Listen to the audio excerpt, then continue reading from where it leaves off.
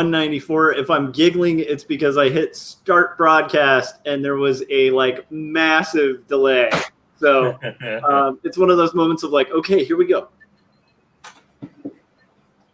That's always funny on the newscast. I always like that on a newscast where it's somebody is really far away. So they're like, oh, and now going to China, your own tab newsman, and the tab is just like, are we live? That's right, Jenny. That is good. All right, so you're on my channel, so you guys know where to find me. Let's just do the rounds and kind of introduce everybody. If you haven't yet, though, hit the subscribe and the bell over towards Geoffrey over there, who we will introduce in a second. Hold on, how close am I to pointing to the bell? Where is the bell? Pretty close. Am I pointing at the bell? I think probably below, but regardless. Below, like here? Yeah. Bell. Yes. Bell. Did he nail it? All right. So Scott is also joining us as usual. And Scott, where can everybody find your work? You can find my work at either Circworks on YouTube, meaning my videos, and you can find me at circworks.com. And a couple of things. This is sort of a soft launch, so not too many people. I'm not going to heavily promote this until Monday, but the thing that I've been working on, the Comic Maker Toolkit, is done. And right now, for the next 2 weeks, it is exclusively at Design Cuts. So if you go to Design Cuts and just type Comic Maker Toolkit, then you can probably find it there. And it is on sale for, I think it's 30% off right now. So maybe I'll leave a link or something. So that's something I've been working on for a while. The other thing I just wanted to mention, tomorrow on my channel, I will be doing a live stream. So it'll probably be around 10 or 11 Pacific time. So if you guys want to check that out, I want to let people know, because last time I kind of did it impromptu and I didn't have that many people in the chat. So you're like, why did no one show up? Yeah. I've been there. All right, so definitely check that out tomorrow. And then we're joined by Geoffrey Golden, who is well, I'll let him handle a lot of the introduction, but just roughly, he kind of works by day for like Warner Brothers, Disney, Lionsgate, like a hired gun doing writing.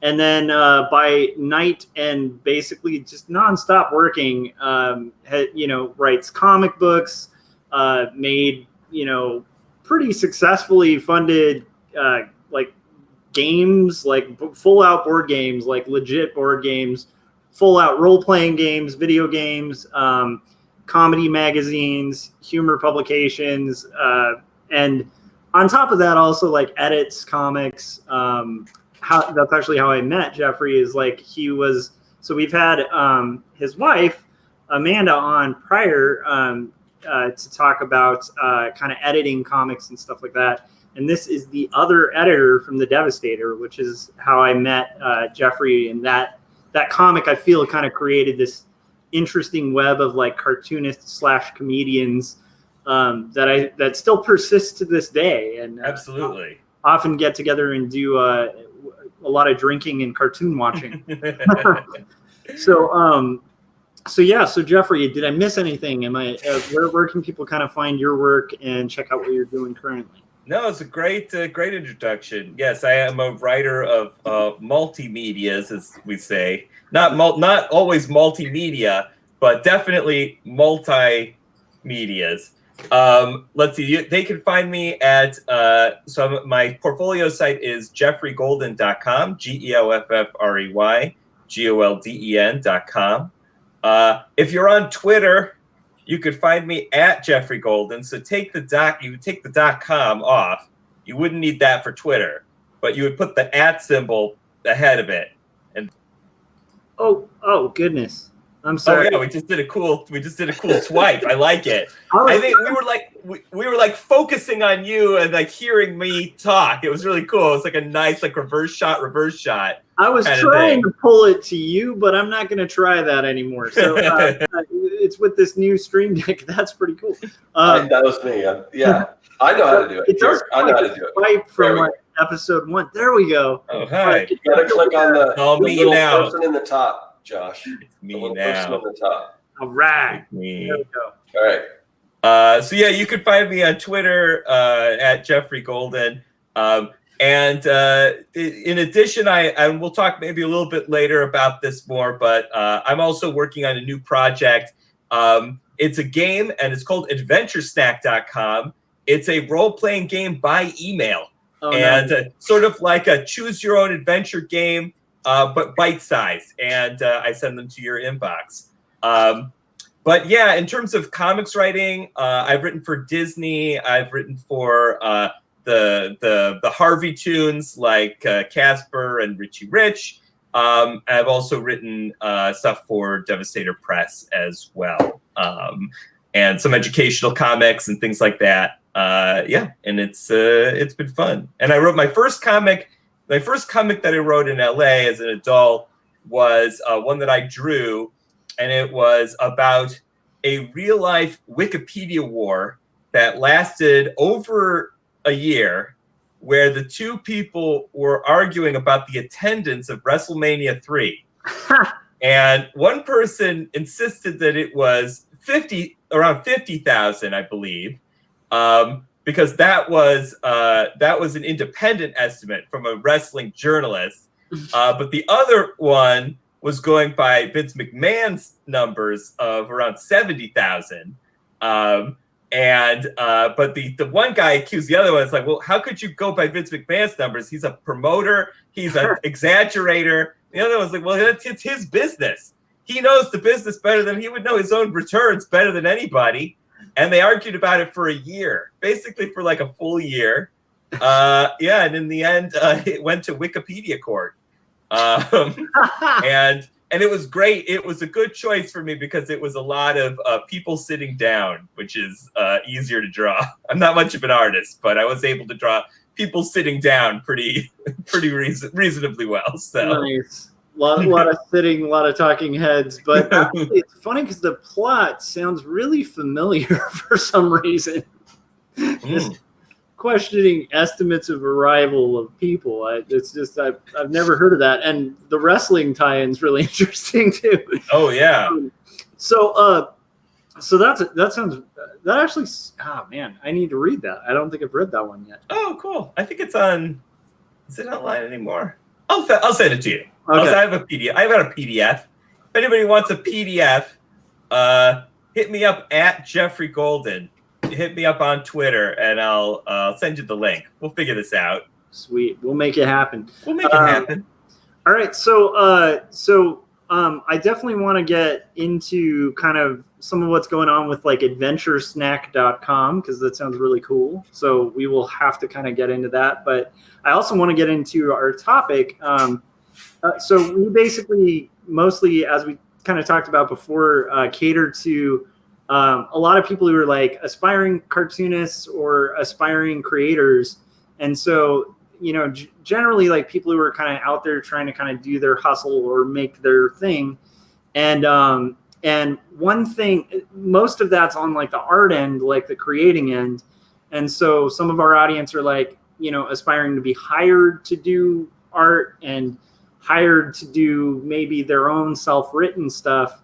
But we really haven't had the opportunity that often to talk to somebody who like literally is like a hired gun doing writing. And I think that's really good to kind of, we want to pick your brain on that because I know that's kind of primarily how you make your living. And then aside from that, like kind of delve into a bit of like writing humor in comics because you are very funny. Like that's part of one of the worst setups. This guy. Yeah. But yeah, I'll just pass it along. I'm on the wrong way. Yeah, this guy's very funny. He's going to say something incredibly funny right now. Like, well, anyhow, whichever. Pressure. But anyhow, so it is one of those things where I think there is like an art to writing comedy, and there's also this weird unspoken thing to it And also you really have to be pretty tight with your plot or your thread, because if you're kind of missing a link, you like can miss the laugh. So right. So like I'm really kind of curious to get into like a little bit of an overview of like what got you into writing professionally. Is it similar to kind of where like Scott and myself and a lot of cartoonists, where it's just we kind of do this and then you find that it's kind of the thing you do because it's the only thing you can do? Yeah, definitely. Like what led you to kind of writing professionally, like when I went to an admissions program for a college, for Drexel College, and there was like a room of like 50 of us, something like that, and it was like 50 like prospective undergraduate students, and they were like, how many of you know what you want to do for the rest of your life? I was literally the only person in that room who held up their hand. I knew what I wanted to be from a very young age. And actually, the first job that I really wanted was to be a cartoonist. I loved cartooning. It was, and still is, a passion of mine. But it was definitely like, if like child me could get to get to say like what adult me does for a living, it would definitely have been cartoonist. I especially loved, I read X-Men, I read some superhero comics, but I was mostly really into Sunday comics. So I read a lot of the Garf, love that Garf. I was very much into Bloom County. I was very much, I pretty much everything. I mean, embarrassingly Dilbert, now he's off the deep end, but back in the day when he was more sane, I used to read a lot of Dilbert, and I sent in. I remember like drawing and sending in a packet to United Features Syndicate when I was like, I'd have to say 10 years old, maybe 12 years, something like that, 10 or 11 years old, and they wrote back. And they were like, you should take some art lessons. It was in like as nice a way as possible. They were like, your package shows a lot of enthusiasm. You should take art lessons. And they weren't wrong. So I did. And I took art lessons for years. And I never got good at art. And I have a theory. One is I'm not like great with my hands. I don't have a lot of anytime I have to build build something, I ruin it. I was in high school. I was we had a wood shop class, and I was so bad at wood shop that the teacher was like, you can take care of my hydroponic garden. That's what I did. That's how I got an A in woodshop without like killing anybody, which is what I definitely almost took off my own hands. So I've never been like particularly skilled with my hands in an artistic sense.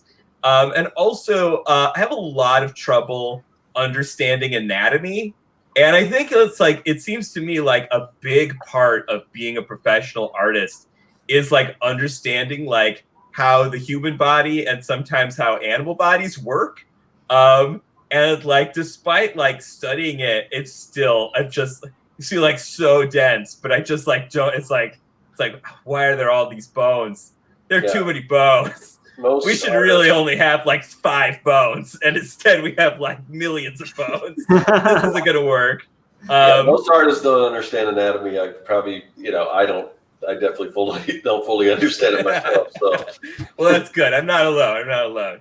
Yeah, it's like even after taking anatomy classes and like that, those are the weirdest thing in college because like there's points in those classrooms where you're like, as like an illustration major, you're like holding a human brain and you're like, so you get to actually physically see like every layer of muscle on a human body, and it's informative and helpful and like helps with the drawing. But still to this day, like after taking that class, I had probably about half a year where I could say every muscle and every bone. And now I know it like visually. Right. But I don't, and I still make the same stupid mistakes where I'm like, yeah. So I totally get it, but it's like it's like instinctual now. Like you wouldn't like be able to go into an operating room, but you have like there's a part of you that's like, I have a basic idea. Wait, hold on, I can do this. I can. Don't worry, I'm basically a doctor. I'm a cartoonist. So it's close. This is close. So basically, the feedback I got on all of my cartoons was your writing is good. Like, your art is lacking, but your writing is good. And so it's like, oh, well, maybe I'll just be a writer then. And so I did. I focused on being a writer. And my first paying gig as a writer was, there was so back in the late 90s, MP3s was the height of technology, and it was the height of controversy. This was an era when nobody cared what was happening in the White House, but everybody cared that Napster was a thing. And so I was a very popular singer-songwriter on a website called mp3.com, which was like for unsigned artists, or like unsigned musical acts. And I did a comedy act, just sort of like kind of like a Weird Al sort of a thing, but for TRL. So basically I would come home from school, I would watch TRL to see like what things were popular. Then I would write like a song parody of it and get a MIDI file, find like a terrible sounding music backing track, and I would edit it together in Pro Tools and I'd upload it. And a couple of them became the tracks became very successful on the site, and I did well. They were played on radio stations around the world. I was interviewed on New Zealand radio, New Zealand morning radio. People. I remember one summer I went away to like a camp and to like a college camp sort of thing. And like people actually recognized me from mp3.com. Like people I hadn't met yet would just be like, "Oh, you were on mp3.com. I thought your stuff was funny." It's like, "Oh, shoot. All right." That was when I guess I was like 17 or 18 years old or something like that. And I have been writing professionally in various mediums since then. So that's awesome. That's such a cool way to do it too. And like initially the impetus to do that probably wasn't like, I'm going to make a ton of money making parody songs. It was probably more like following what was funny. Yeah. It was just, it's just like an instinct. It's just literally like, oh, this is what I want to do. Yeah. Here's a stage. It was a stage, I mean, I grew up in Buffalo, New York. I actually did some theater. My mom is a professional actress, but I didn't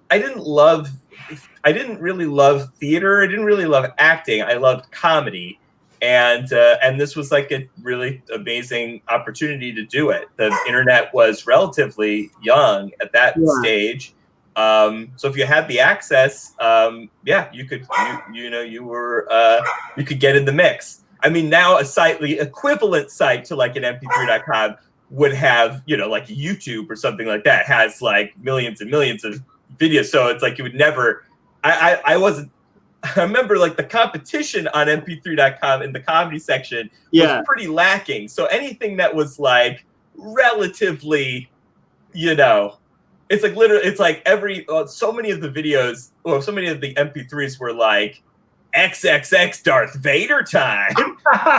It's like, it's like a lot of Star Wars, mostly like Star Wars and pornography.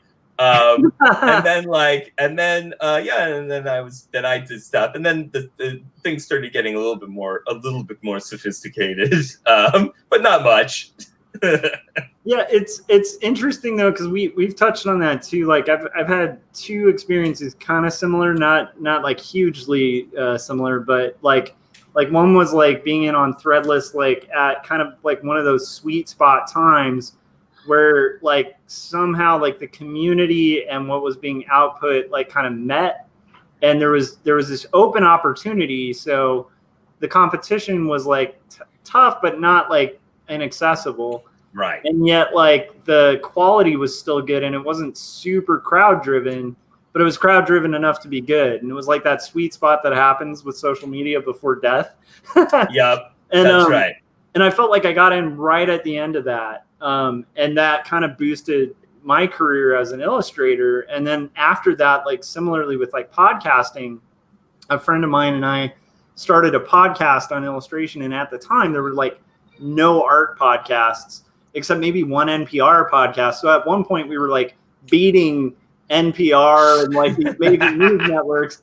And it's literally two guys in an apartment just goofing around. Like, but at the time it was just so new, and the opportunity and like the timing just, which is also one of those things that I think when we're all kind of in the thick of this all the time, it's like, how do you make that happen? Like, I don't think you can make that happen. No, that's luck. You kind of have to have something there when that happens. Yeah. And that's it. Yeah. Part of success in media is being in the right place at the right time. There's just no getting around it. Yeah. It's not like being a lawyer, being a doctor, where it's like you go to this school and then if you work hard and you get to the top of your class, then you are pretty much guaranteed a good job if you are, It's not like that. It's or like working at a company, and it's just like you are working there all the time, and if you are working hard, definitely there's obviously there's incredibly talented people who are successful, who are hard workers, but there's also like other talented people who are hard workers who don't get the same opportunities. 100%. And, there's luck and opportunity are all part of it. So I think I remember we were talking about podcasts. I remember there's a really good episode of Mark Maron's show, What the Fuck, with Will Ferrell. And he talks about a story with his dad. And he talks about that his dad was like a musician and told Will Ferrell, like, listen, like, go out there and like try to do comedy. And like, you have my blessing. And also like, you have my blessing to fail.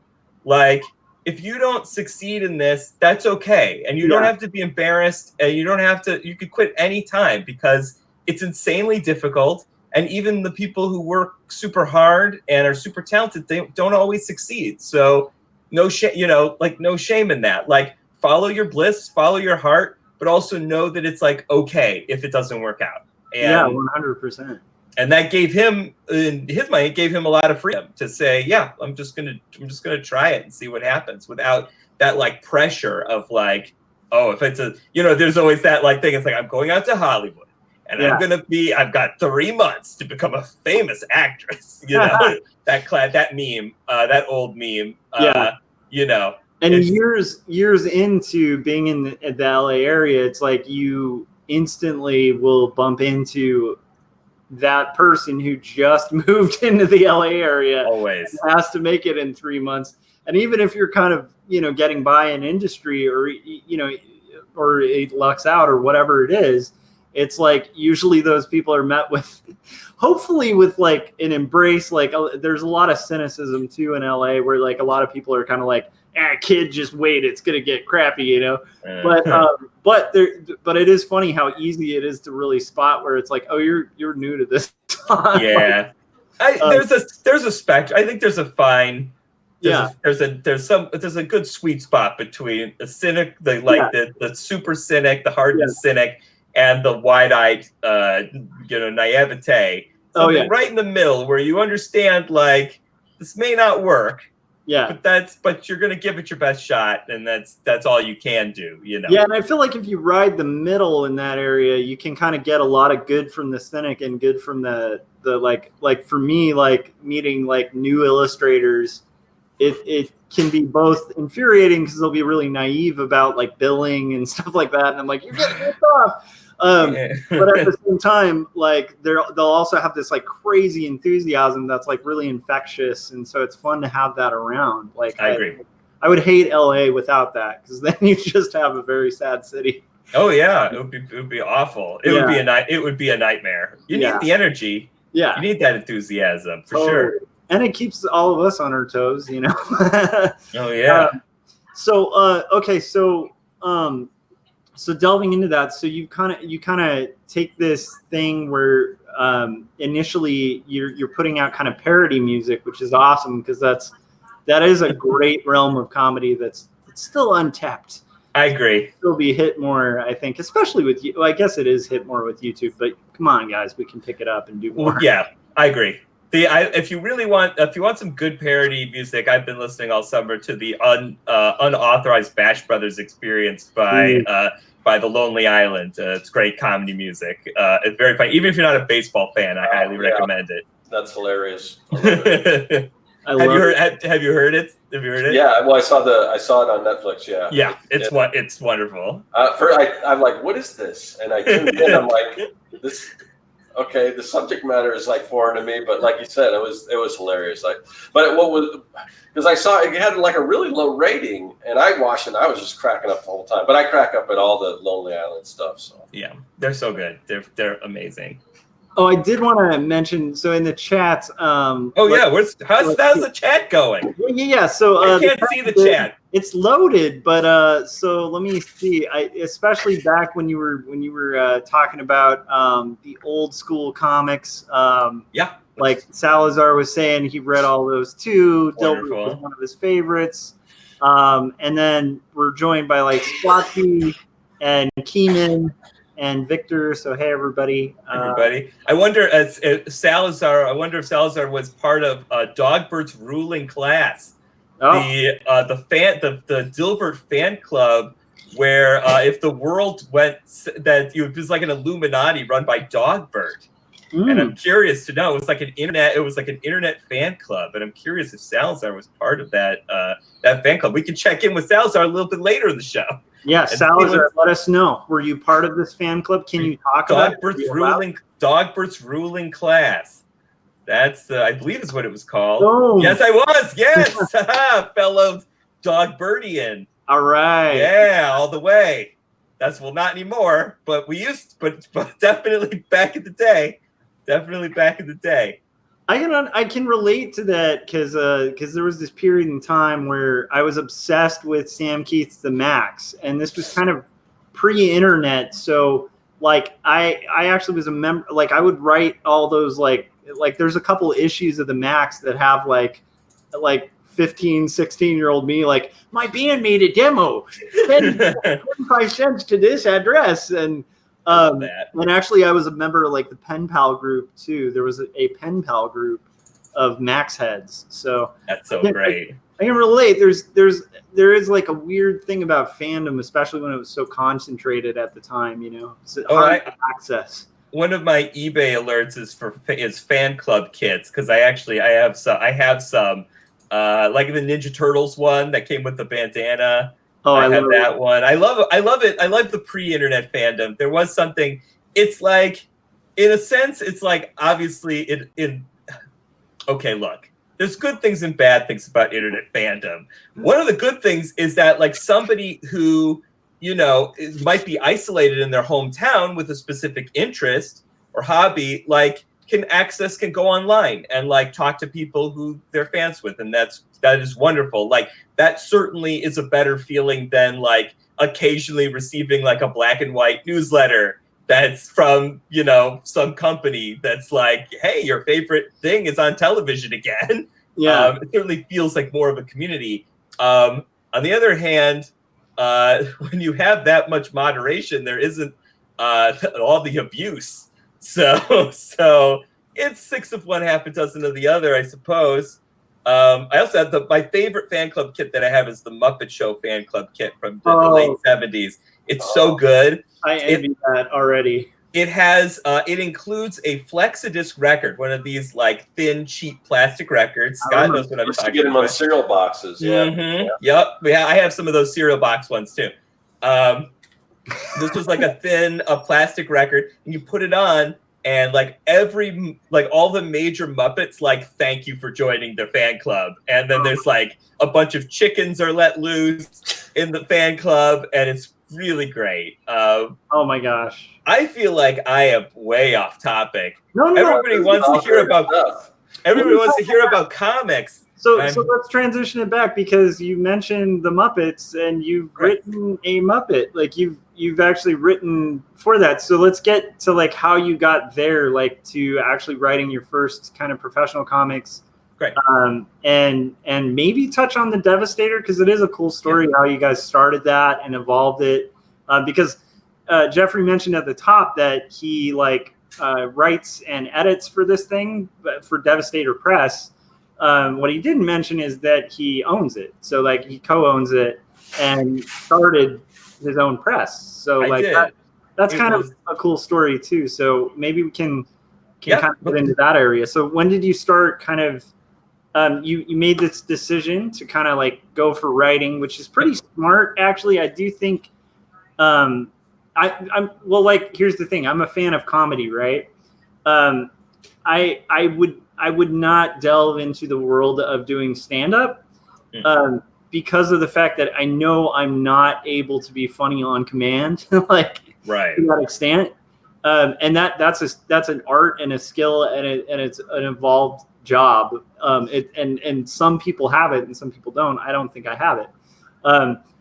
I would love to do that, because like one of my favorite things was Monty Python, right? So I do think making that kind of decision where you have like a lot of, maybe you have a desire to do one thing, but it's like, but you can be close to that thing or actually do that thing just in a different realm. That's a pretty cool way to switch gears. It's cool. I think it's cool that you were able to kind of make that choice, because we've all come across people who like they have the talent here where it's close to the industry, or it is in the industry. It's just not where it's being targeted. And so I think that's cool. But let's get into that. So where did you go from there? From kind of how did you get into making your first like professional comics, basically? So let's see. It was okay. So I guess the first time that I wrote comics professionally was I was a freelance. So I had just gotten out.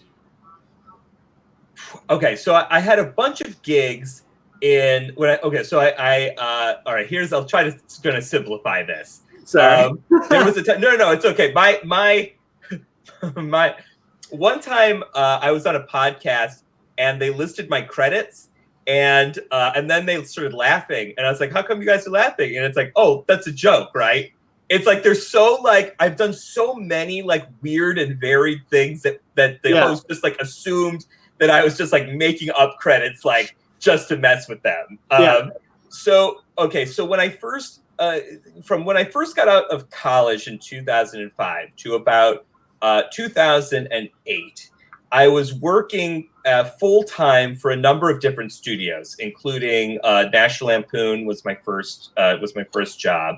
An animation website called Liquid Generation. But bunch of a lot of really great, high quality stuff. And then the financial crash happened, and I became a freelancer. To which I am to this day. I pretty much have remained a freelancer ever since the financial crash. Thanks, Subprime Mortgages. And it looks like it might be coming back real soon. So, oh boy, those bell curves. Luckily, I don't have a job to lose. As a freelancer.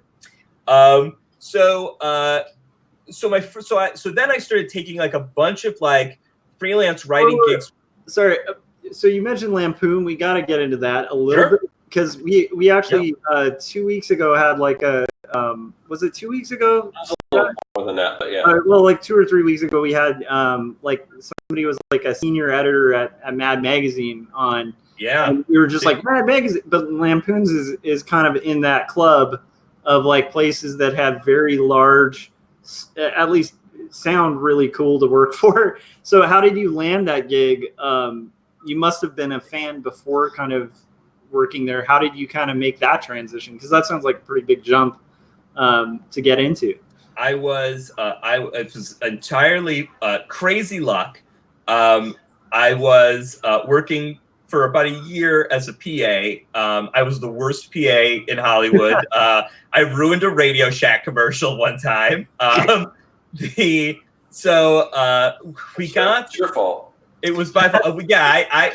No, I'll tell you what happened. I got so lost. I was supposed to get like batteries for like a sound equipment, and I got so lost doing it. I like delayed the shoot like 2 hours, and I was fired. I thought you were going to say you went to get batteries, and they made you write out your whole life story and your address and your social security number. Then that would be them ruining my life. I ruined their lives. I was very bad. Remember, this was before GPS. I had to use, and I was new in town, but still, I really screwed up. My aunt's college best friend's next door neighbor. Yep. Yeah. Just like in Spaceballs, like in the scene in Spaceballs, where he's like, "I'm your uncle's sister's father's cousin's son," was the editor-in-chief of the National Lampoon. So I basically met him, and he was impressed by my credits and gave me a job as basically like a marketing assistant. And over time I worked, Spaceballs, over Spaceballs in the house. Over time I worked my way to associate editor on the creative side, because that's what I wanted to do, and they knew that, and they were very good about letting me about offering me that opportunity. Now, it was a terrible time for the Lampoon. There's actually, I forget what website it was, but there's an article, like an oral history of this time of like in the mid-aughts. The company, the head of the company was actually embezzling from the National Lampoon. Oh, lovely. And they were mostly making their money by selling their name to like schlocky indie productions for direct-to-DVD movies. Yeah. So we were working for the website, which was supposed to be like a spiritual successor to the magazine, and it was a nightmare because nobody in the company really wanted us around. We were sort of like reminded, sort of like the ghost of Lampoon Past. And it was a very tense and frustrating environment for everybody. It was one of the most tense working environments. But I always, and whenever I talk about this, I always thank Scott Rubin, the head of the editor at the time of the National Lampoon website, who gave me my first real writing comedy job in LA. So I thank you, Scott. Wherever you are, I'm sure you're out there. I'm sure you and Salazar are partying it up somewhere. So yeah. Well, okay. So you asked me about my first comics writing job. So basically, the crash happens, and I'm working for a bunch of websites, and one of them is called Mad Adams, and it was a project from Fox Atomic, which I think later became Fox Digital, which I think later became bankrupt due to this movie, the Whitest Kids You Know movie. What was it called? It had a character in it called HorseDick.MPEG, which is a great name for a character. But I think the movie, Miss March, terrible comedy, but it did have that great name for a character. Anyway, it was Mad Adams was this website, and they were looking for comedy articles, which is how I got in. But then they said, hey, we're looking for comics as well. And I was like, oh, wait, this is like my dream come true. Like, I always wanted to make comics since I was a kid, and I haven't really gotten that opportunity yet. And I pitched comics, and they ran a couple of them, and they were sort of like editorial newspapery kind of style comics. One of them got very popular online. It was a crossover between, it was the Mad Men and X-Men. Mad X-Men, I guess, or X-Mad Men or something. And And basically it was like showing like what those characters would look like if they were crossed over, and like doing like basically just mapping them to those characters to each other. And that caught on. That caught on in a big way online. It was real big on Stumble Upon. Yeah. So this will give you a sense of the era that we're talking. What era are we talking? Because I feel like this might... 09, now 010, 2010, something like that. Yeah. Stumble Upon, Laughing Squid. Yeah. Yeah. Reddit, early Reddit. Yeah. All that. That's Dig. Dig was big. Dig was big. Super Punch, or I think there was a site called Super Punch that did a lot of that stuff too. That for some reason, if you hit there, it was, yeah, that's great. Okay, so that was my first opportunity. Was web comics. That's awesome. Okay, so then from there, like you kind of. Do you continue to like? Because at this point, I'm trying to map that. So is this before the crash, or after? This is after the crash. So this is post-crash, Geoffrey.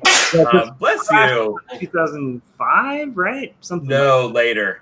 Okay. Crash was 08, 09 in that zone. Yeah, that's right. Now I'm remembering. So I'll tell you how I got my gigs. I'll tell you how I got my gigs in comics. It took me a very long time. So after that, I worked in a number of other freelance jobs, and for one summer, I worked at Warner Brothers in like a digital content lab, and we went to a Comic-Con. We went to Comic-Con one year to do like some goofy videos and stuff there, and I see at the Boom Studios table there is going to be just announced a Muppet Show comic book, and I'm Roger Langridge's book. And it was like just being announced at this show. And I talked to one of the editors there, Paul Morrissey. And I was like, hey, like, is there opportunity potentially to pitch on this? I'm a writer. I'm an animation writer. I've written for Warner Brothers. I did comics for Matt Adams and such. It's like an opportunity to pitch on it. And he was like, yeah, absolutely. Absolutely. You sound like you have great credits. Like, let's see what you got. And I wrote a bunch of pitches for the Muppet Show comic book, and he loved them, and none of them were bought because Roger was not giving up that book. He was not giving up that slot. Yeah, so, I had the fortune of kind of knowing Roger for like a couple years, and like it was like right after he had gotten that gig, and it was kind of a perfect storm because he was writing all these indie books prior to that were pretty much the Muppet Show. So, yeah.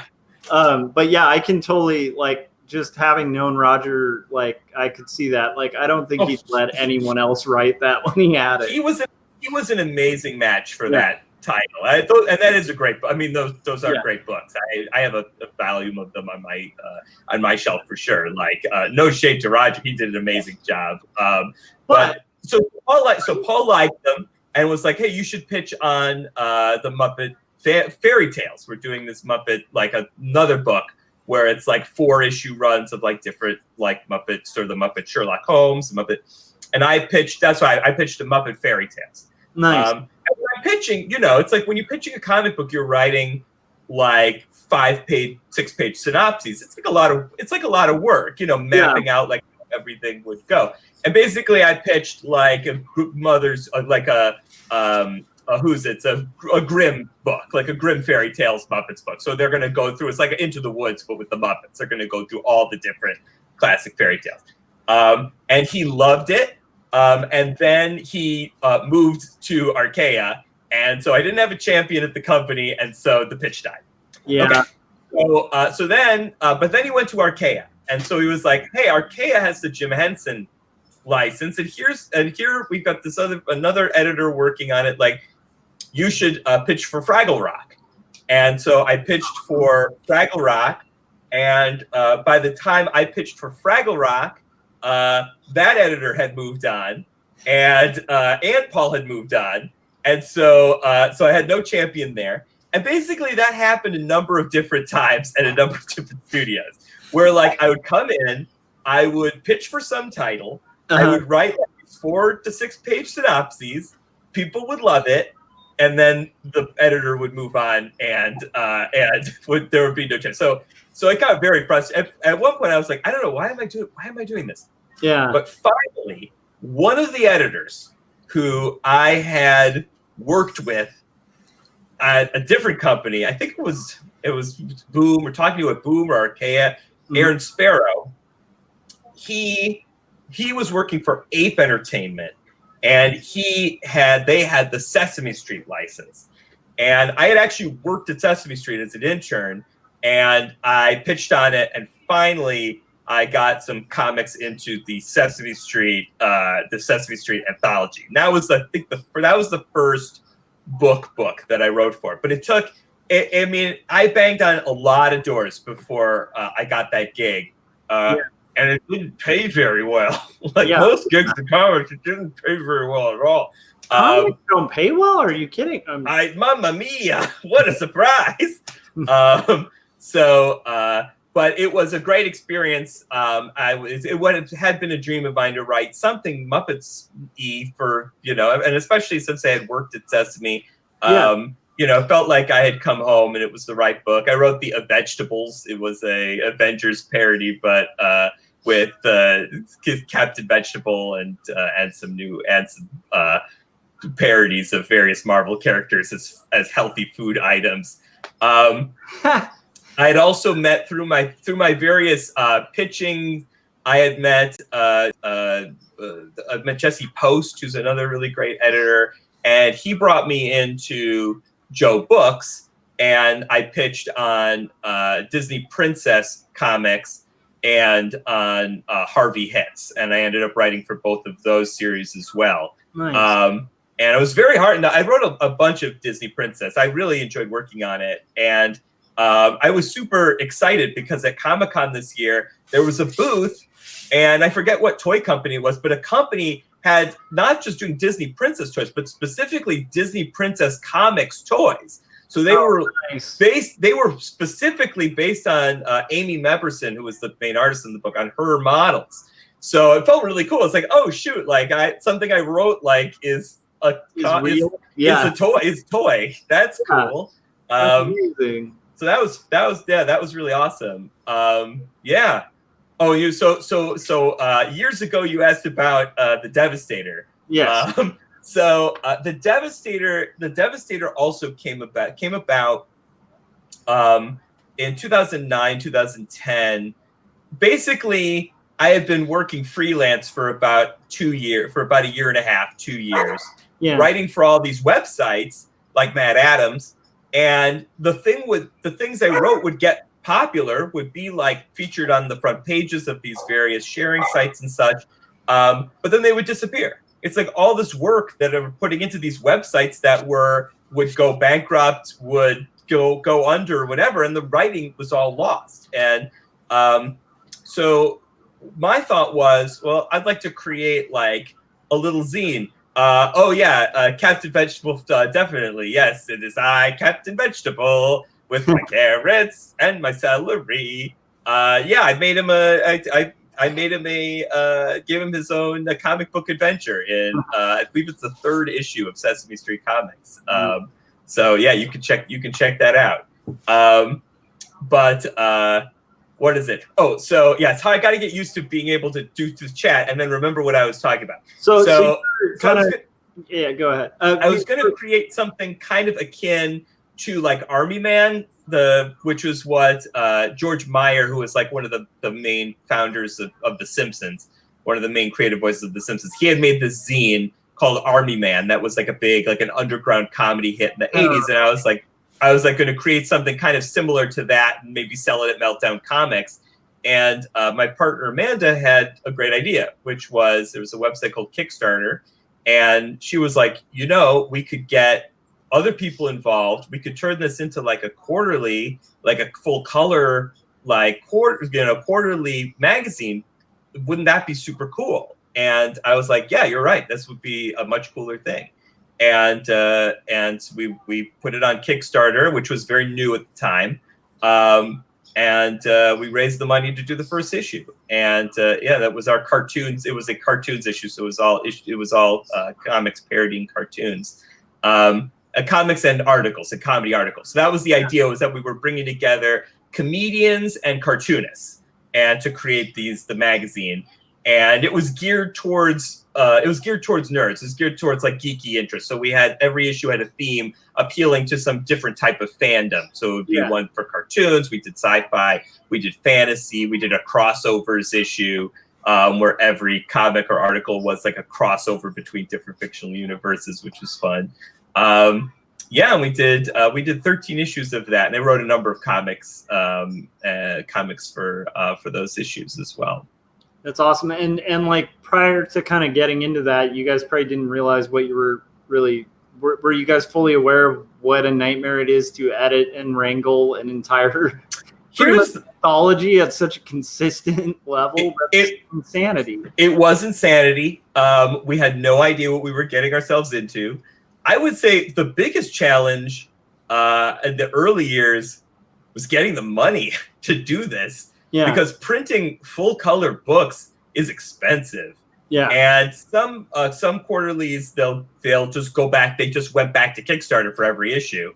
We decided we were going to sell, and so we went to a lot of comic book conventions, and basically we just learned how to sell our books. And we would spend a lot of time on the road. So we would spend a ton of time on the road.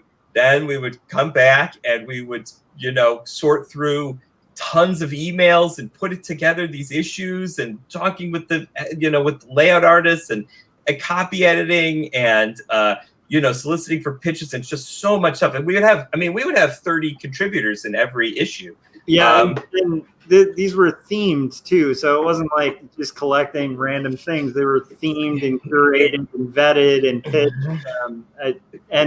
and paid, which is actually pretty unusual for a lot of indies too. So we had worked freelance, and it was important for us to be paid when we worked freelance. So we wanted to make sure other people felt they felt valued as contributors. And we met a lot of cartoonists and comedians through Devastator.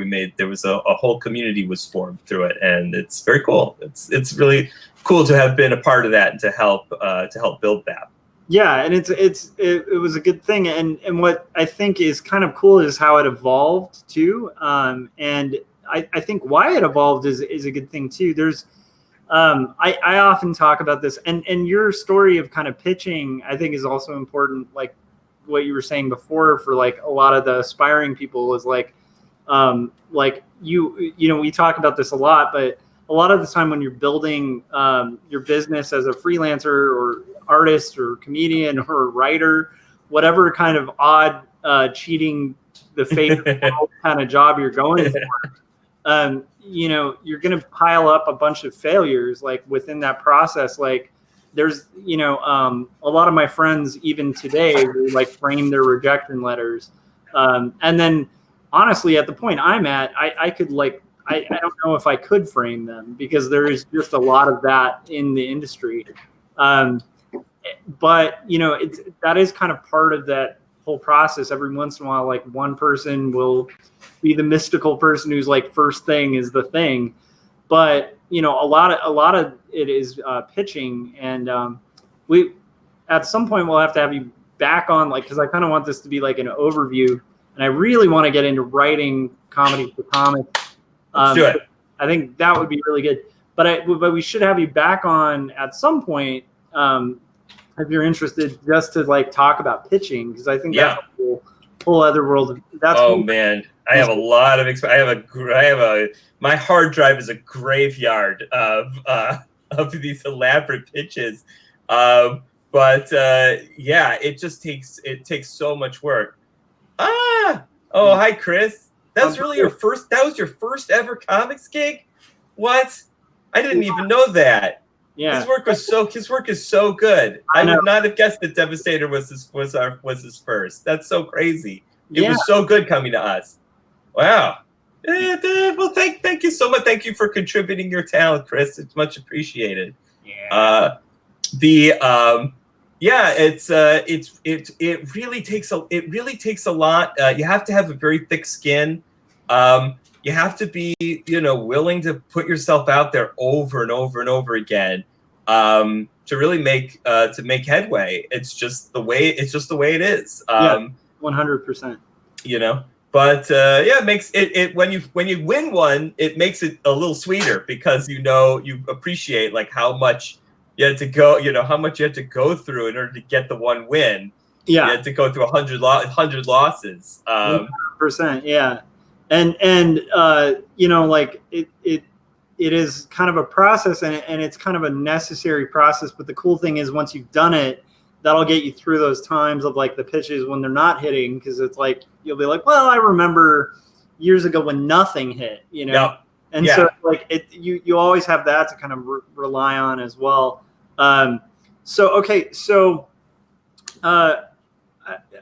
You've written a bunch of stuff. I want us to have time for you to plug your thing. And I'm hoping we can at least touch on just some bullet points of tips, because you've done a lot of professional writing in comedy, and then writing for comics is kind of a different beast. Yes. And a lot of people before they write comics, especially people before they draw comics, but a lot of people before they write comics will be like, I can do a comic. And then they do it, and it's like prose, like long boxes of prose equal many pages. And so there's like a tactic and some tricks and stuff to writing it. And I'm kind of wondering if you could get into some tips you'd have like on writing humor for comics. And then maybe even talk about like short form versus longer form. Like when you're writing an issue for Disney that's going to be 30 some pages, and it's going to be a long arc, or if you're writing like a short bit, like what are you kind of like, what's your kind of process with that, and what tips would you give to like somebody when they're kind of getting into writing that kind of stuff? Well, there's a lot of questions there. What was the first one? We're gonna dice them up, slice them and dice them. All right. Okay. The first question was about humor in comics. Yes. And we were talking about like how to think about humor in comics, how to do in terms of like the pacing of in terms of like writing in comics in general, and like just tips on that. Yeah, I think is what regarding and particularly with humor, because I think there's a different angle there. Although you probably have to be a little more succinct, I would guess, with humor, because like I said, you miss that little eye of the thread, and you could miss the punchline. Right. Well, a comic strip is it's like writing a limerick. It's like writing a poem. It's basically, it's all about this. It's all about the rhythm. It's all about keeping this. You have a short amount of time, and there's a certain rhythm to the pacing of that is all. That's entirely 100% what it is. Yeah. So it's a setup, and it's a setup, and it's a punchline, but and then it's just a question of like, how are we building to that punchline? And it's all about building tension, right? Yeah. So you've got like in the scenario, so you got like a hippo and an explorer, and the explorer is like, I'm going to hunt this hippo in the first panel, and the hippo is looking nonplussed, and in the second panel the hunter's like, I'm going to kill this hippo. When I do, I'm going to put its head on my trophy. It's going to look so blubbery and shiny and cool. And the third panel is like, yep, I'm the greatest hunter in the world, and I'm going to kill this hippo, and all my friends are going to think I'm the coolest. And then the fourth panel, the hippo like sits on the guy, and the hippo's like, no, you're not. You're dumb. You're basic. You're basic. Nice. And so this was a great comic strip. This is one of the greats. This is going to go in the Hall of Fame. You can tell all the Caps people that we should get an award. That call the Eisners. But the point is, like, basically you are exaggerating and you're heightening, and you're creating this tension between these two characters, right? It's like one character wants to kill the other character, and the other character wants to not be killed, right? And over time, the hunter, we exaggerate how confident the hunter is over each of these panels, to the point where it gets absurd, And then finally, like, there's so much tension between the two of them that it has to be broken. And the hippo does it. And the hippo does it by sitting on the guy and basically saying, you're an idiot. You know, you don't know anything. You thought you were high status, as they say, and you are actually a low status character. You are a fool. You thought yourself to be a hero, but in fact you are a fool, my friend. And that's comic strip writing in a nutshell. Now there's tons of different ways to pace a comic strip. There are different ways. There's one of the things that's a classic thing that you use to build tension is the silent panel. So you'll do like 4 panels and it'll be like somebody says something and it's like, well, doesn't that mean this? And then there's like silence in the 3rd panel between them. And it's like the 4th panel, they break the silence. And so it's just another way. All that you're doing is you're just creating tension and then you're relieving tension, right? Yeah. And sometimes you can just repeat a silent panel for just like 4 beats of just extra humor, like making it go a little too long so it's even more tense. Classic example of that would be like the Matt Groening Life in Hell comics. He used to employ that technique a lot, where you'd be like, you'd have like one panel where the two of them are saying, you know, hey, Fez and Ansar, I forget the names of those characters, but like, hey, like, don't you think this? And then it'd be like 100 like tiny panels of silence, and then finally you get the last panel to be like, no. And it's like, oh yeah, that's fun. Yeah, exactly. With with longer form comics and with longer form writing in general, all writing is generally, especially all visual writing, is about conflict and about relieving conflict. Building conflict and relieving conflict in a scene.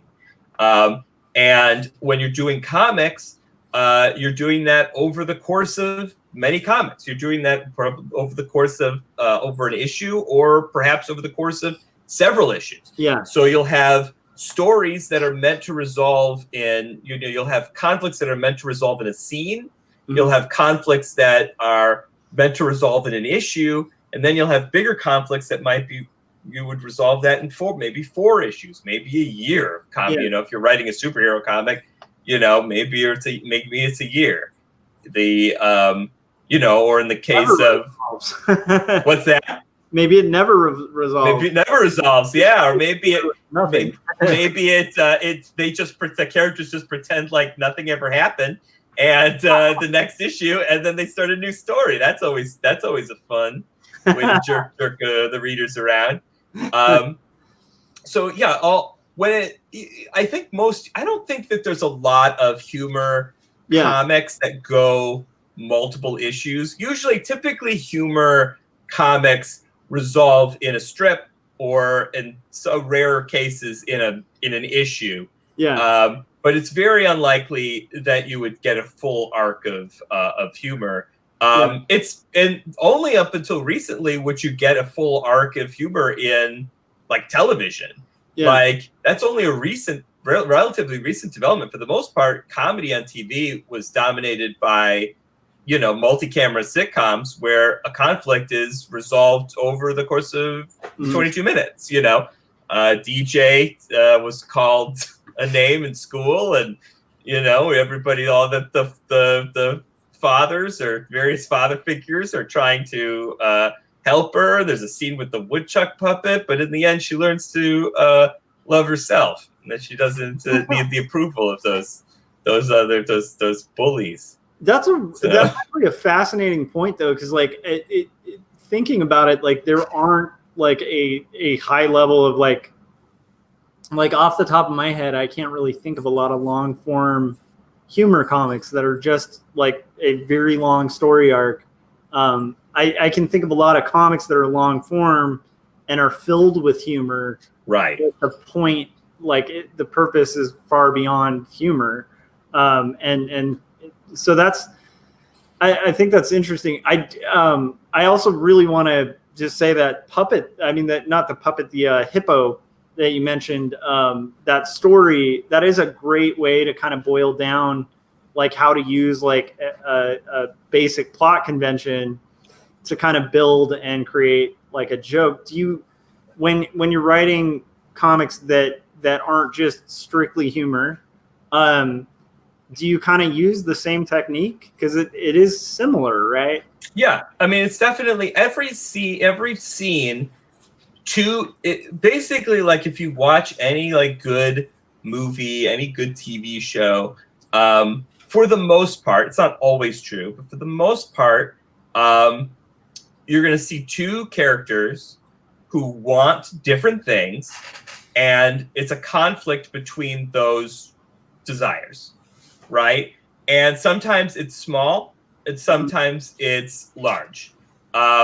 Sometimes conflicts are resolved by talking, through a misunderstanding. Sometimes conflicts are solved by running a car into a helicopter. But pretty much you can, Hobbs and Shaw, baby. But pretty much you can boil down writing in general, especially for comics or for screen. A lot of it is characters either dealing with an inner conflict, or characters dealing with another person that's a conflict, or dealing with nature, dealing with the outside, something happening in the outside world that they can't control. That's the classic man versus nature, human versus nature problem. It's like the sea captain who is fighting against the horrible storm. A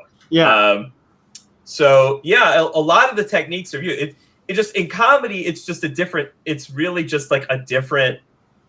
It's just a different type of It's just different types of conflict. Yeah, and then we also have to do the magic trick of writing jokes in the scene.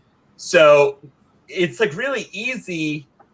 It's easier in some instances to write drama because all you have to do is just increase the tension in a natural way, and an audience will be captivated. Yeah. But if it's a comedy, you're constantly puncturing the tension a little bit with your jokes. Yeah. Right? So it's harder to build like a consistent conflict. I would agree. Because you're constantly undercutting that conflict. Yeah. Yeah, I would agree. And actually in a weird way, I think most like kind of effective drama is just like full of like massive punctures of comedy.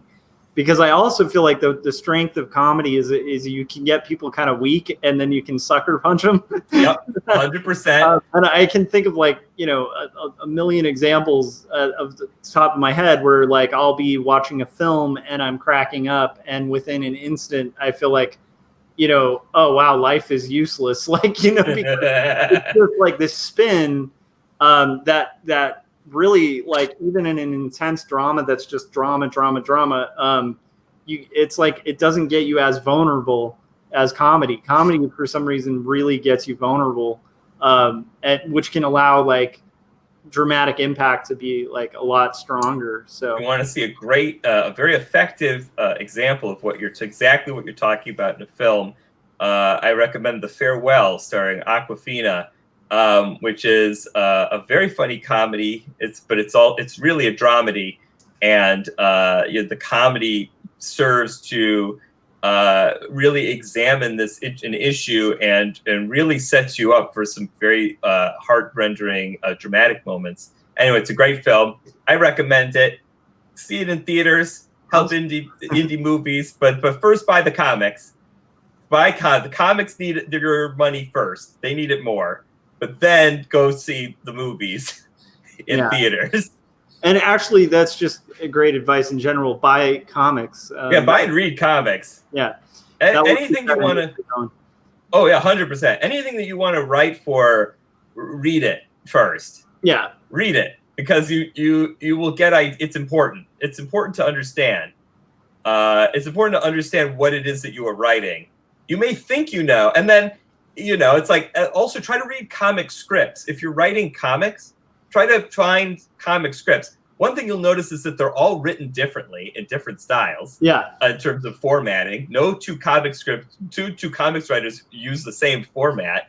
But basically, like, the big thing about comics writing, in my opinion, is as a writer is being able to think visually like an artist. Yeah. It's because in comics the writer is often the director. Though by a friend of mine, Steens, who is a great cartoonist, who was really does Archival Quality, which is a great book for Oni Press. She has a different style where it typically typically in comics writing, when you write the script, you are often calling out things like the panel layout, how you imagine the panel layout, or how you imagine like specific in film you'd call them shots, the specific angle that the illustration is happening from, and that's very common in comics writing. So in that sense, the comics writer is basically the director, and the animator is the illustrator, the cartoonist is more like an actor, so it's more like an actor role because they are basically embodying the performance. They are visualizing it. They are, they're creating the I would say like the actor and then like cinematographer, sort of like kind of thing, to use film metaphors. But Steens did Archival Quality, I believe, in a different way, which is that the script was written just like, here's like a page, and I'm just going to put here's just the dialogue. Yeah. And here's like any like important actions that happen, somebody coming into a door, something, it's just here. It's just listed, almost like a screenplay. Yeah.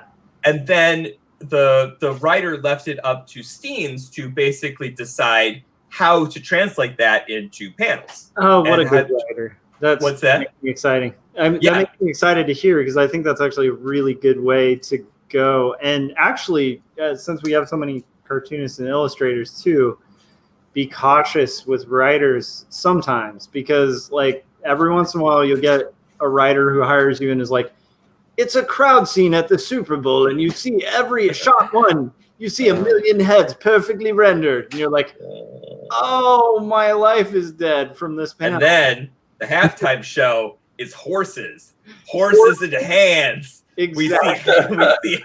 We see giant hand balloons and horses riding alongside of them. Close up on 5 different feet. Oh my God.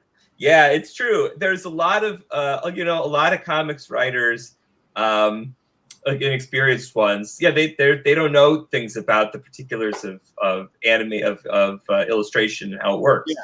So don't be afraid to tell a writer, like, listen, if there's another way we can do this, like, I'd really appreciate it, because it's very difficult. It's like what you're asking for is like extremely difficult and time consuming. Just be honest. I mean, in terms of like time spent, I as a writer know that I will spend less time on a project than the artist will. It's just the way it's just the way it works. Yeah. It is more time consuming to create art generally than it is to write the comic script. So writers should know that and should appreciate how much work and time and effort and sweat and tears it takes to be an illustrator, and respect the illustrator as as a crucial part of the team. I mean, even if they're hiring them, to not just say, well, screw you, I'm paying you, to be a collaborator. Yeah. And I think a case in point of how effective you are, Amanda, was too. I mean, it's no secret, like Devastator didn't pay excellently. But what's weird is they kept bringing back talent that was getting paid very well to do other work, because it was super fun to work for Devastator. And like Chris Kawagua, like he's done stuff for like Disney. He's done like paintings for the Haunted Mansion in like Japan, May I say, like he and I will talk very fondly of stuff we did for the Devastator, because first off, it was curated well, so we knew it would be funny, and second off, like, you guys were heroes to work with, and so like that does make a massive difference in like how much investment you're going to get from the artists that you have working with you, and honestly, that goes across the board. Like, I'm sure if you're working for film, like, you want to keep in mind, like, there's a crew that has to execute what you're writing. Yeah, 100%. If you're cool with those people, you know, usually those teams will, like the story that Geoffrey was just going through, where there's this person who was an editor and there was rejection, but one of the people ends up being an editor. If you hadn't been fun to work with, that opportunity would have been done. You know? Very true. It's very true. And by the way, I will, for the record, there were many much larger, better funded comic book companies who were paying identical rates to the Devastator. We were 100%. We were two people. They were two people who running this off of a Kickstarter campaign and a dream. Well, but absolutely nobody was living off of the money that you were making from Devastator. It was comparable to what you get paid for, it was comparable for the industry, and it was comparable for. I was just trying to point out that most people doing it weren't doing it for the money, because of the fact that the money was like a very good like a thank you, which was cool. But it's like the joy of like the thing that was being put out, and then the care you guys put into it, I think is what kept so many people on board. And then I think the fact that you were paying very well for that industry, in my scenario, like, I didn't take a lot of paid comic work in general, just because it's hard to it's just hard to keep a roof over your head with comic industry money in general. Oh my God, it's insane off the board. Like, that's even if you're working for like Marvel, like even if you have a full-time contract, it's tough, and that goes for writers. That goes especially for writers, because I mean, anyhow. But yeah, so I agree. Yeah, the rates of comics is what we were talking about. It's like what Scott was talking about earlier. It's like the rates for comics haven't changed since the 1950s. I think you would do much better with that. In the 1950s, as a comic book professional, you could probably live on the money. You can't anymore, because there's just never been a raise for comics creators. Tough. So raise the comic creators, everybody. Agreed. Writers, Comics union. Yeah. Union, baby, unionize. But Scott, before we kind of, so I definitely want, before we kind of cap off, because we are creeping towards that time, and I want you to be able to talk about this Choose Your Own Adventure that you're currently working on, among a billion other really awesome projects. I mean, one of my favorites is the Wet Hot American Summer role-playing game, Mm-hmm. and that was successfully kickstarted and really impressively put together, and I think very much tying along with a lot of the themes of what Geoffrey's been talking about pursuing stuff for love. But before we kind of get into that, Scott, did you have any questions you wanted to kind of ask Geoffrey before we roll into it? Honestly, I mean, this stuff is all gold. I'm just enjoying everything. So I mean, I just want to hear basically what you were alluding to. So yeah, I mean, I'd rather than ask any question. I mean, because we definitely want to have Geoffrey back. Yeah, I'd love to come back. But this is great stuff. So yeah, I want to hear it. So go ahead. So this was an overview. We'll try to have you back on for some deep dives on some more things. And like we said, like you were saying, a lot of the time, when somebody's been in the industry for a while, you look at that track record, and it's hard to believe. And yet but then when you're in it, often you won't even notice that track record until you're drafting a resume or a pitch, or you're doing that pitch and you're like, oh yeah, I did stuff for this. I've done a lot, You forget. I recently did a writer's CV for the first time, which is different from a resume. It's a document where you list basically all the projects you've worked on. It's more like an actor's resume. Oh, that sounds really tough.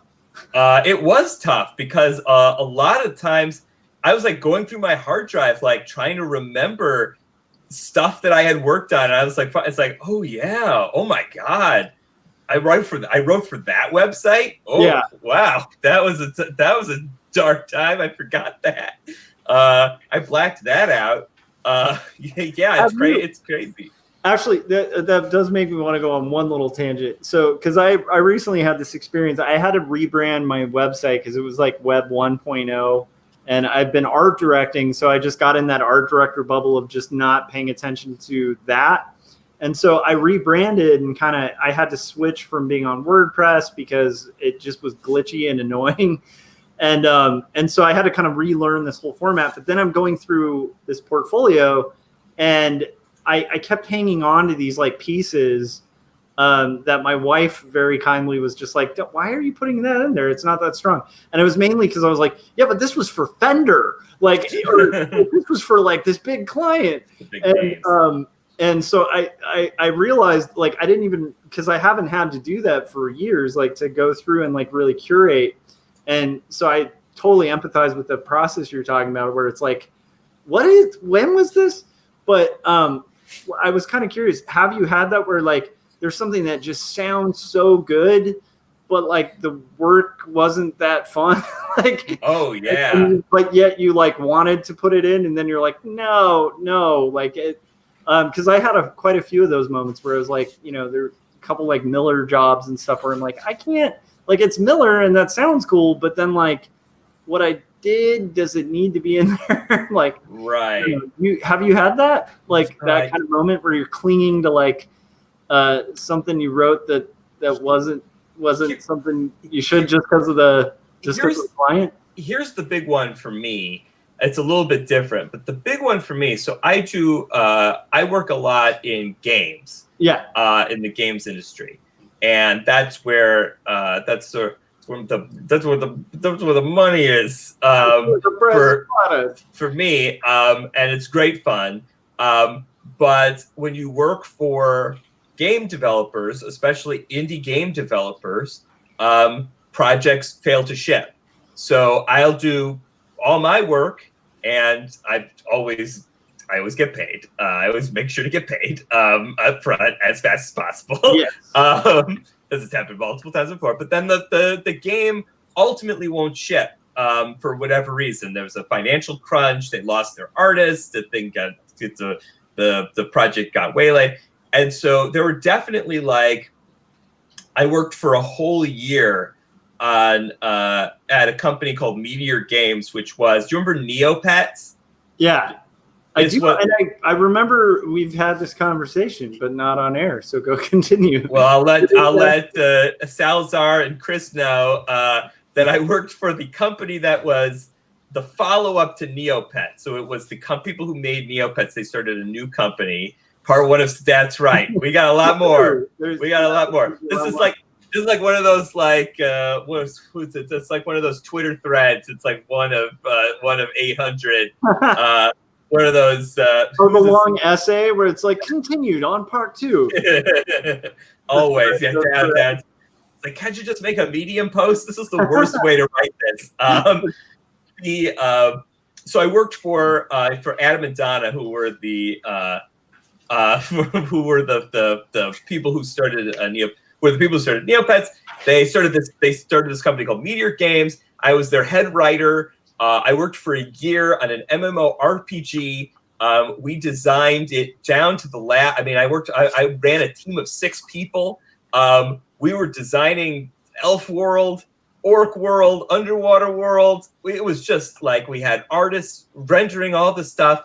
It never shipped. After I worked on it for a year, and they had hired everybody except for all the staff. They'd hired tons of staff, but the thing that they didn't buy until the last minute was the engine to run the game, and they didn't realize that the engine was super expensive. And basically, it was like it was like, once they realized, like, so they had hired like 50 people for like a year to like build this world. But they didn't, they didn't make the game because the engine was too expensive. After all that, it's just insane. It was insane. So anyway, so it's like, so Amanda was looking at my CV, and it was like, you didn't include Meteor Games. You didn't include Twin Skies, which was the name of the game. And it's like, it didn't ship. It's like nobody knows what this is, and there's no evidence that it ever existed because it never came out. I spent a year working on it. It doesn't erase the fact that I put a lot of myself into this thing that never came out, but it's like I can't include it because it's there's no evidence of it. No, and I think Scott would relate to that a lot because Scott used to work in games, like in-house doing a lot of games. Some that were greenlit and very successful, and then I think quite a few that were shelved too, right, Scott? Yeah. So, but it's the reality. Yeah. Oh, that's one of the things that kills me. Like, especially in LA, you meet the people all the time who like they get the pitch sold and then it just never gets greenlit. It's and it's development hell, they call it. Yeah. I had a children's book that was optioned, and we shot the pilot and everything, and that's as far as it goes. And that's a lot further than a lot of people get. So it's true. We haven't about that. Grateful for the money. You got to check. So Chris well said. It's like quantum physics. The particle doesn't exist. Yep. But I guess that's the hard part is we know it exists. Right. Okay. Well, anyhow, thanks for going down that side tangent with me. That was super fun. All right, so let's get into it. So you have built a choose your own adventure. I feel really excited about this because I grew up in the era, like I think we're around the same age. So I ate those for breakfast, like almost literally. I did actually read them at breakfast, but I loved choose your own adventure stories, and you are doing kind of an interesting twist on it. So let us know about it. How do we get involved in this choose your own adventure action? Absolutely. You go to adventuresnack.com and you can sign up, and it's free right now while we're in beta. So we're just testing the game and making sure that it works, and we're working out the kinks right now. And I'm doing stories once every 2 weeks or so about on average.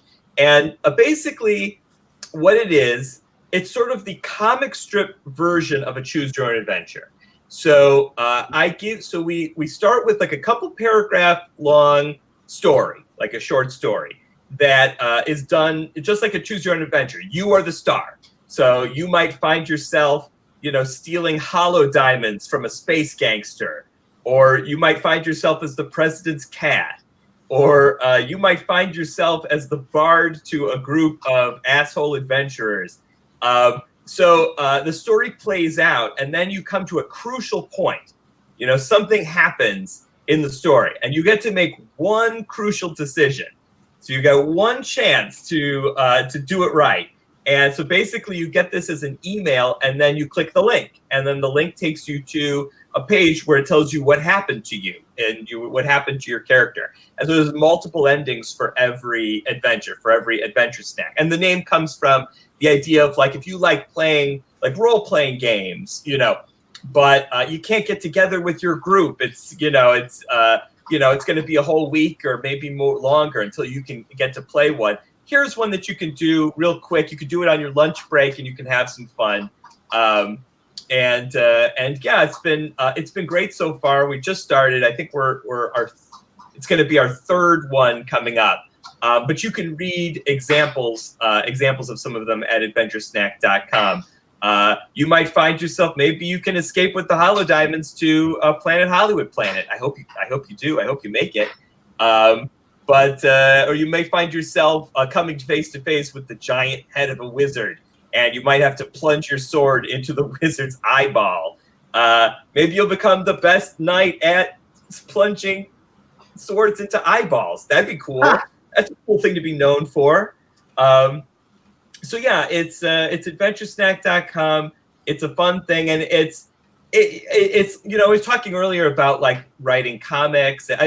Adventure Snack is sort of like with a lot of the projects that I choose to do. For projects, I try to combine my interests.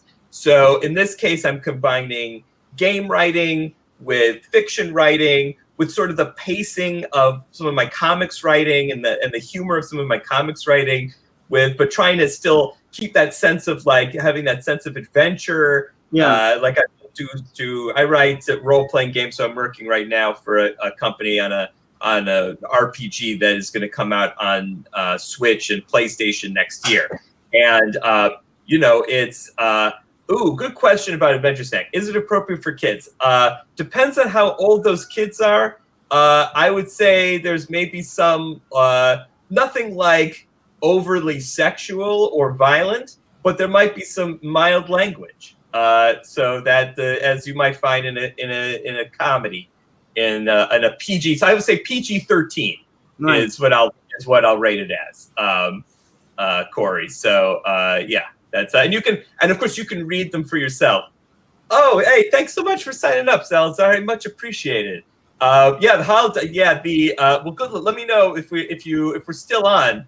Let me know what you got. It's and it's a fun time. Well, we're having a fun. I'm having a fun time. Thanks so much, by the way, Scott and Joshua, for having me on. This is a lot of fun.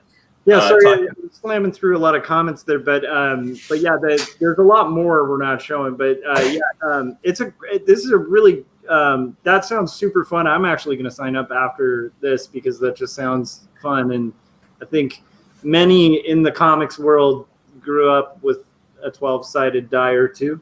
100%. Yeah, there is also that RPG element. So some of the decisions, if you want to pursue them, there's like a randomness. You have to roll a dice, or you have to look at a random number. I did one where it's like a clock. It's like you have to look at like the seconds hand on a clock to determine like if you can go one path or another. So I try to include those like game elements to kind of spice things up, make it interesting.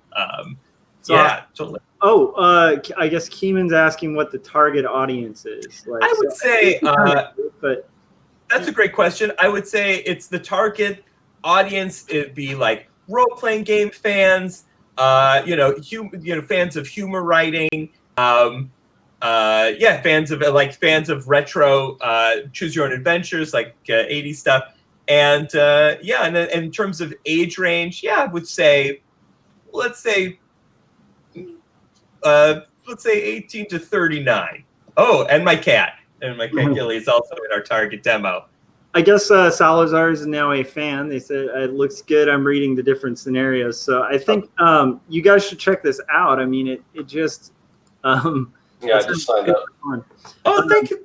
You guys are the best. Yeah, this is your join the party. We're all adventurers on this party together. I'm going to be your game master on these crazy adventures. Oh, it sounds lovely.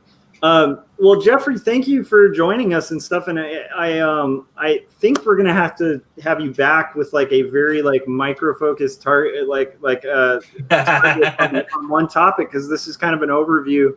And there's just so many things within the art world that I think you work in that would be really informative for our audience. Because like I said, we talk to a lot of artists, a lot of writer artists, but we don't often talk to people who are pulling off the great trick that we're all trying to pull off, and of doing creative for a living.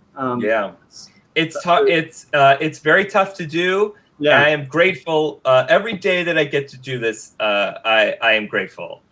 It's truly a blessed life, and I got to do the thing that I really. As I was a kid, I always wanted to be a professional writer, and I get to do it, and it's super exciting, and it's wonderful. And whether here's the thing: whether I'm working for a big company, a big studio, whether I'm working for a tiny indie, or whether I'm doing a project for myself, it's just about for me. It's sort of a crude. This is sort of a crude phrase, but I say bleeding on the page.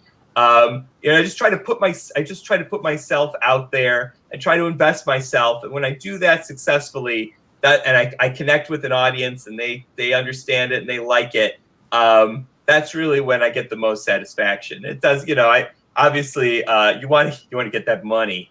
You got to live, you got to eat.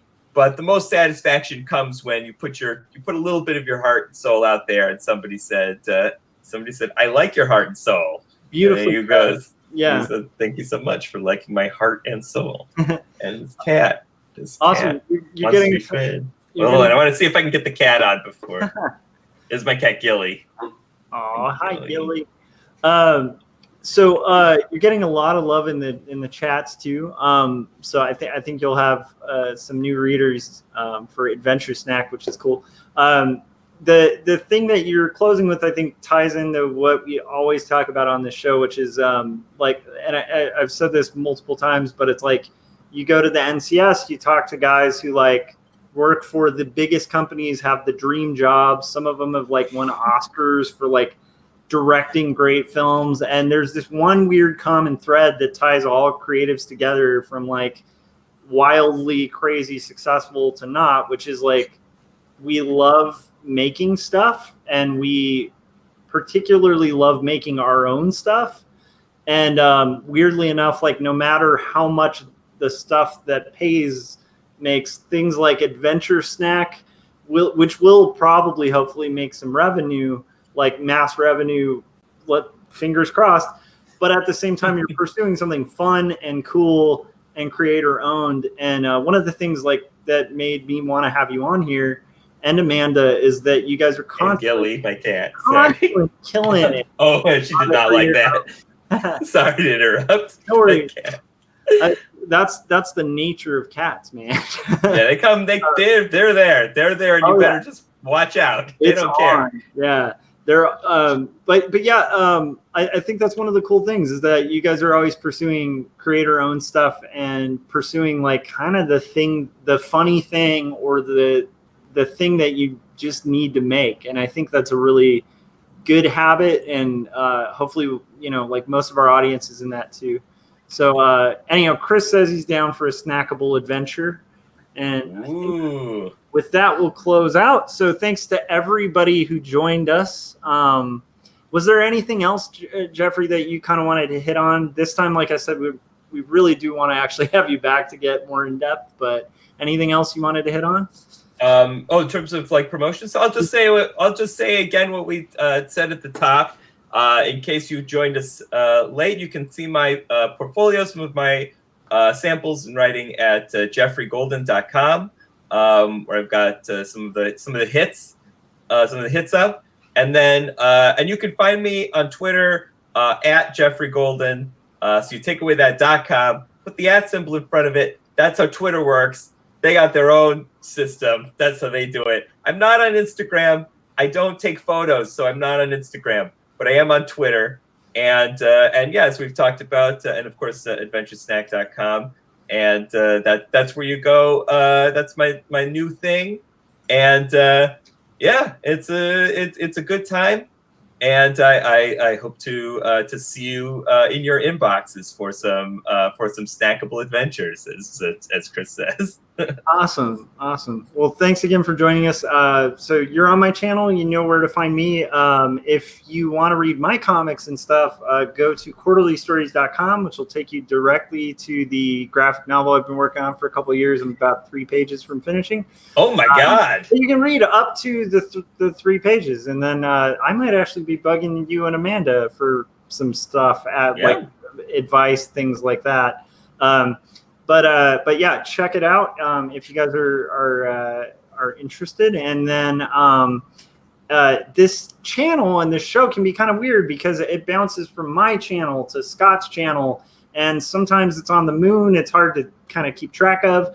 And so how are you going to keep track of this crazy thing on our show? So Scott, how can people kind of follow that? And then after that, maybe let us know where to find your stuff. Okay, well, so in answer to your first question, the easiest way to know when we're going to be, what time, what day, all that stuff is just to join our mailing list, our newsletter, and we don't spam you or anything like that. Just 30 minutes ahead of time, we send out a link that'll let you know when we're going to be and everything. And there should be a link in the description of this video for that. As far as where to find me, you can find me at circworks.com. You can find me at Circworks on YouTube. And this is a long link, and I don't know if you'll have to type it in, but basically, if you go to Design Cuts, and just once you get there in the search bar, type Comic Maker Toolkit. If you don't want to type all that stuff out, I basically soft launch right now the Comic Maker Toolkit. Basically, everything you need to create comics, either digitally or you can take the tools, you can print them out, and you can do them traditionally as well. It's all up there. This is the product that I've been working on for a while. I'm going to start heavily promoting it probably around Monday.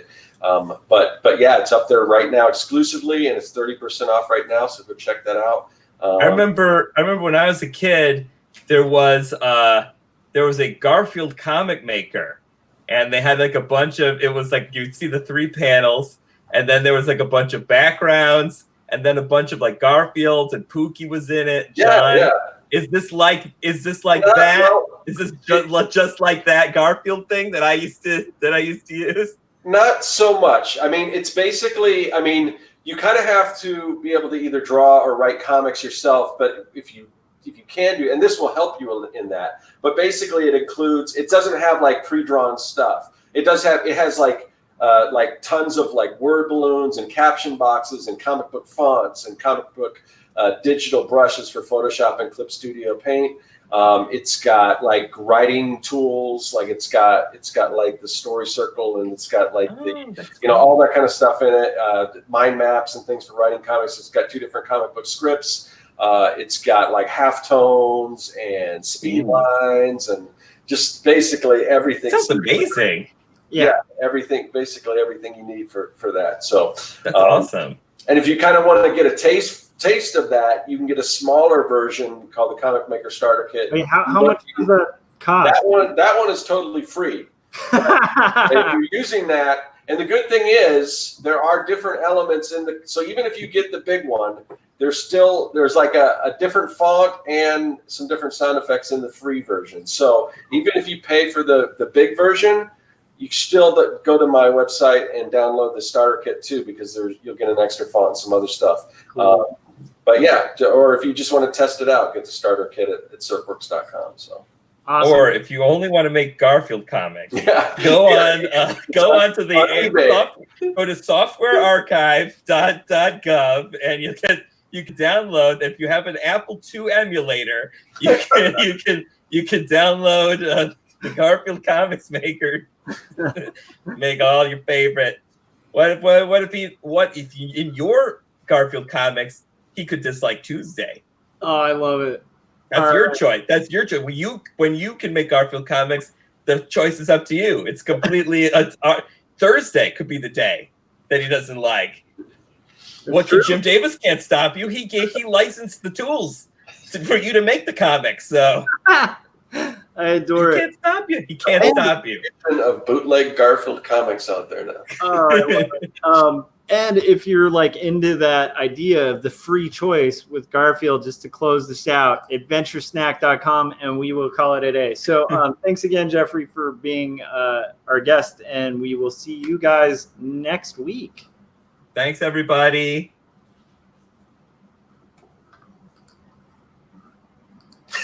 Stream Deck, the lag. Goodbye, guys.